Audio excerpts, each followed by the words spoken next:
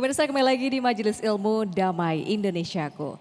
Tadi Ustazah Lina sudah menjelaskan kepada kita bahwa sebaik-baiknya curhat adalah curhat yang disampaikan kepada Allah Subhanahu wa Ta'ala. Lalu bagaimana ya caranya dan kapan kira-kira waktu terbaik untuk kita curhat kepada Allah? Selanjutnya kita akan mendengarkan penjelasan dari Ustadz Faisal berikut ini. Silakan Ustadz.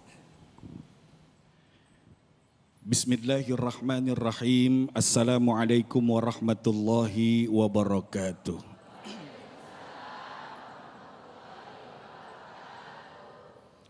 Alhamdulillah wa syukrulillah. Wassalatu wassalamu ala rasulillah sayyidina Muhammad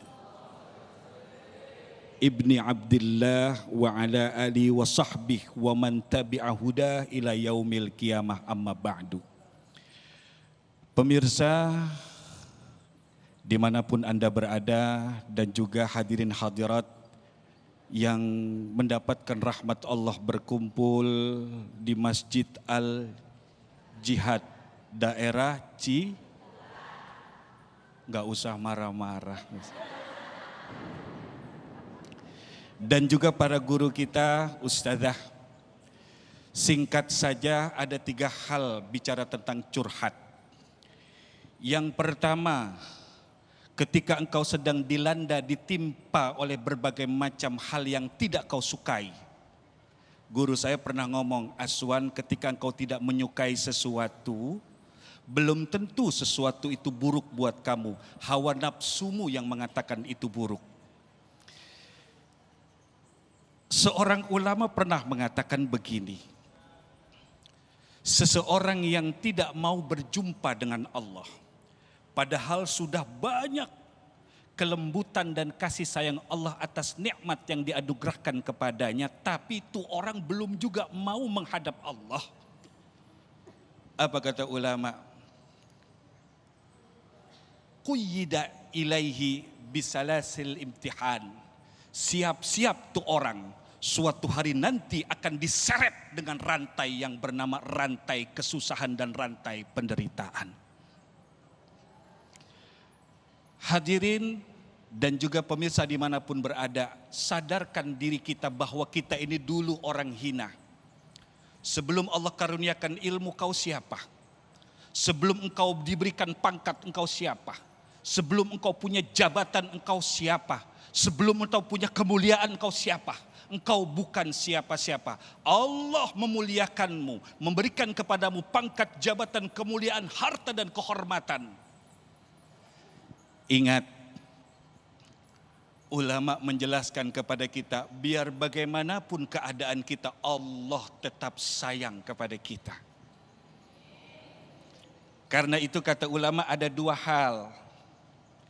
Ketika Allah hendak menarik kekasihnya, yang pertama Allah berikan kepadanya apa yang dia sukai, pangkat, jabatan, kesehatan, kemuliaan, kehormatan. Yang kedua Allah berikan dia kesulitan dan kesusahan. Begitu kesulitan dan kesusahan datang, baru dia meneteskan air mata. Allahu Rabbi anta ya Rabbi, sambil meneteskan air mata. Beginilah pemirsa, kalau yang suka dilanda masalah, mendengar ini langsung pada diam. Dia mengaku atas apa yang Allah berikan kepadanya. Ketika ditimpa oleh kesulitan, maka subhanallah. Tapi tolong sadarkan dirimu, 2 hal ini adalah cara Allah untuk menarik dan mengingatkan kita agar tetap menjadi kekasihnya. Yang kedua, bolehkah kita curhat? Manusiawi kita boleh curhat. Kepada siapa? Ulama, guru, kiai, orang tua, istri, suami. Tapi tolong ingat, ada panduan di dalam curhat. Apa kata Rasulullah? Barang siapa man asbaha, masuk di pagi hari, yashku doiqal ma'ash, dia ngaduin kesulitan-kesulitan kehidupannya, faka'annama yashku rabbah, itu orang sedang mengadukan Allah kepada manusia. Coba ingat, bahwa para nabi dan ulama terdahulu pun mengalami kesulitan dan kesusahan yang sama, bahkan lebih berat daripada kita. Ingat seorang nabi yang masuk dalam perut ikan. Bagaimana curhatnya? La ilaha illa anta subhanaka inni kuntu minaz. Nabi Allah Adam, begitu dia meneteskan air mata keluar dari dalam sorga, apa curhatnya? Rabbana zalamna anfusana wa illam taghfir lana wa tarhamna lanakunanna minal khasirin. Nabi Allah Ibrahim, begitu beliau meletakkan keluarganya, Ibunda Siti Hajar beserta Nabi Allah Ismail, beliau naik ke atas sebuah gunung yang tinggi. Menurut riwayat Jabal Abu Qubais, apa curhatan beliau sambil meneteskan air mata? Meninggalkan anaknya yang dinanti-nanti sekian puluh tahun. Rabbana inni askantu min dhurriyyati biwadin ghairi dhi zar'in inda baitikal muharram.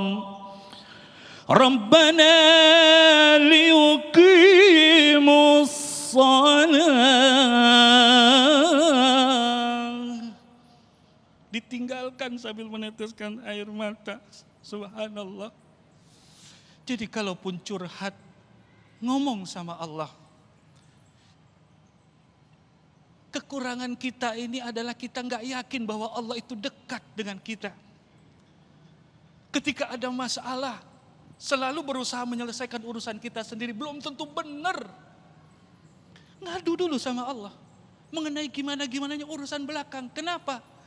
Kalau kita ngotot sampai bertengkar dengan manusia karena masalah jadi saling tidak harmonis, maaf, apa masalah itu pergi? Belum tentu. Poin ketiga, masih ada waktu? 2 jam lagi soalnya. Bu, Pak, bersyukur masih punya masalah. Soalnya kelihatan nih wajah di sini, abang, udah husnuzon. Maksudnya kelihatan wajah-wajah yang penuh cahaya. Cahaya lampu dari kru kita. Tapi menurut kitab, wajah orang-orang yang menjadi kekasih Allah itu wajahnya mirip kayak begini. Persis. Guratan-guratan wajahnya persis sama. Yaitu wajah-wajah penuh masalah dan penderitaan. Bersyukur masih punya masalah. Bersyukur masih Allah berikan masalah. Pengen gak punya masalah? Pengen? Tuh kayak tadi tuh di jalan Ciledug gak pakai celana dia jalan. Gak punya masalah. Mau?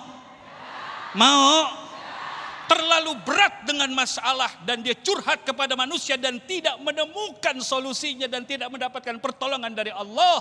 Akhirnya suami bingung, di rumah ini kok istri sering senyum sendiri. Berarti